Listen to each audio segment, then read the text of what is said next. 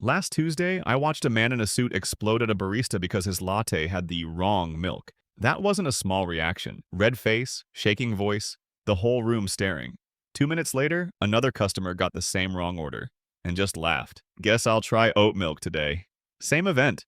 Two completely different emotional worlds. And here's the part most people miss. Neither reaction was really chosen in that moment. They were both running a script written long ago, and they didn't even know it. And if emotions are running the script, then the one who controls emotions is the one holding the pen. Because here's the truth. The one who can master emotions can master actions, and the one who masters actions becomes the master of all future realities. So why did one man explode over the wrong milk while the other just laughed? It wasn't personality, it wasn't having a bad day, it was the invisible structure each of them lives inside, a mental framework built from years of beliefs, habits, and tiny lessons picked up without even noticing. For the angry man, maybe childhood taught him that mistakes are a sign of disrespect, and that you have to fight back or you'll be taken advantage of. For the calm one, maybe he grew up hearing, "People make errors, it's not worth losing your peace." Neither reaction was really decided in that moment. Both were running a script written long ago. And that script didn't just shape their emotions, it shaped their actions. One man stormed out, angry and distracted, likely carrying that frustration into every interaction for the rest of the day.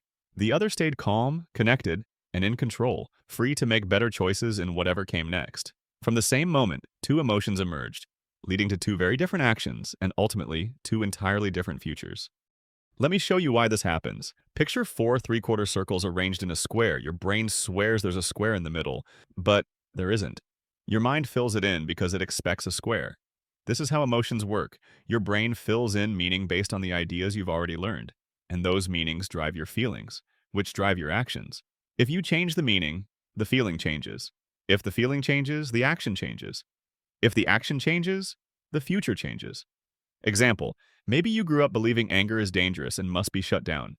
Then one day, you learn anger can be a sign your boundaries are being crossed, and a tool to defend them calmly.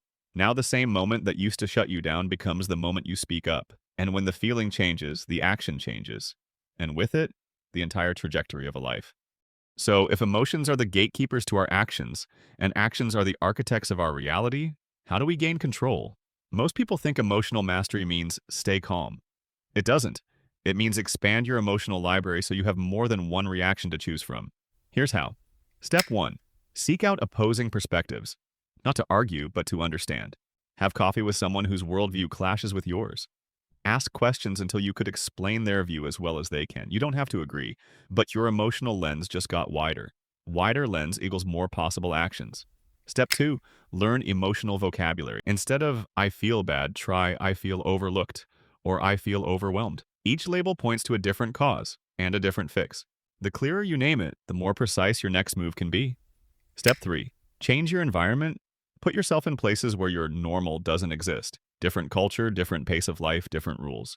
Your brain stores those as new reference points. So next time, you can act from a bigger menu of possibilities. Every new perspective is like swapping your camera lens. Suddenly, you're not stuck reacting the same old way. You have options, and options mean freedom. Your emotions are the first domino in a chain reaction that ends in the reality you live tomorrow.